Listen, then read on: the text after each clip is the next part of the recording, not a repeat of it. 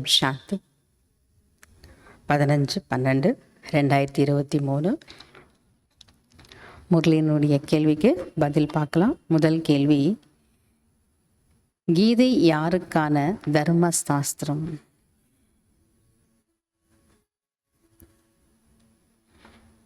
அனைத்து தர்மங்களை சார்ந்தவங்களுக்கும் இல்லையா, அனைத்து தர்மங்களை சேர்ந்தவங்களுக்கும் இந்த கீதை தர்ம சாஸ்திரமாக இருக்கிறது. ரெண்டாவது கேள்வி, எப்பொழுது விகர்மங்கள் விநாசமாகும்?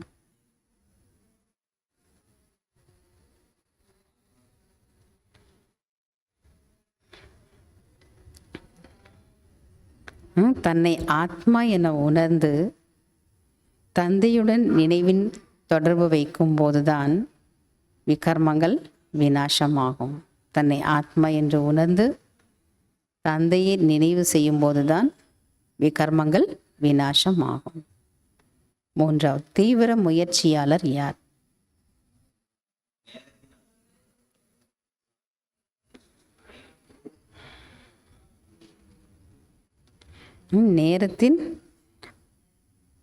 நேரத்தின் அனுசாரம் அனைத்து பிராப்திகளையும்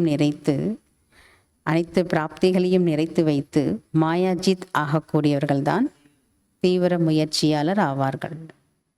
நான்காவது, என்ன சக்தி இருந்தால் அசைக்க முடியாதவர் ஆகலாம்?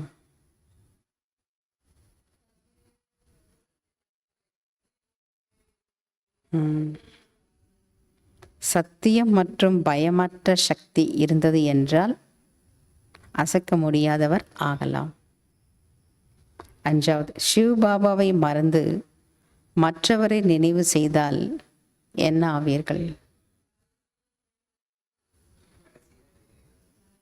சிவபாபாவை மறந்து மற்றவரை நினைவு செய்தால் ஃபெயில் ஆகி விடுவீர்கள். fill in the blanks. பகவான் அனைவருக்கும் டேஷ் அளிக்கிறார், பாரதத்தை டேஷ் ஆக்குகின்றார். பகவான் அனைவருக்கும் சத்கதியும் அளிக்கிறார், பாரதத்தை சொர்க்கமாகவும் ஆக்குகின்றார்.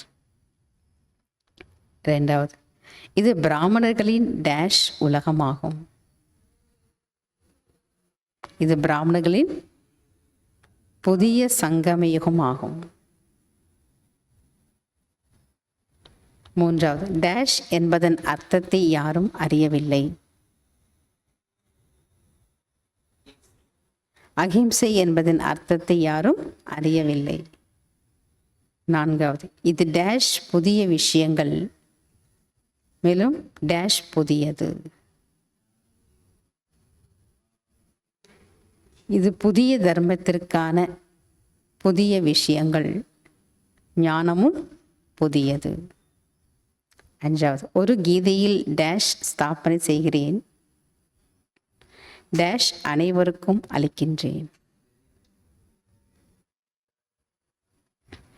ஒரு கீதையில் தர்மத்தையும் ஸ்தாபனை செய்கிறேன், சத்கதியும் அனைவருக்கும் அளிக்கின்றேன். அச்சா. ஓம் சாந்தி. தேங்க்யூ பாபா.